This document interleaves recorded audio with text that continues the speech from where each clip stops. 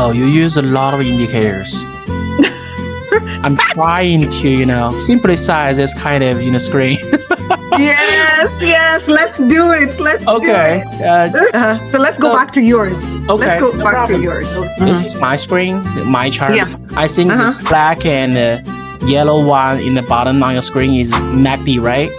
Yeah. I don't normally use MACD because I think that's more like a lag indicators for trading. MACD and normally confuse some people. Most indicators kind of like lag indicators. Have you seen this kind of bottom band right here? This green kind of, this kind of a zone right here? No. You didn't see that? Let me just... Wait, which one?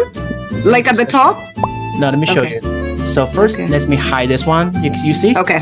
Can you see that? Yes. So that's a bottom band. That's a bottom band. If we're trying to use this as an indicator, we might think, how about we buy every time the price just drop below the bottom band, and we sell every time the price go up the higher case of the bottom band.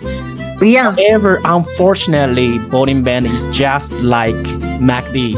They are lag indicators as well. So actually looking at it this way, you can see it's actually right below the bottom band uppercase, right? So, however, something very interesting is, if I'm just saying, if this kind of price going up, this case will going up again.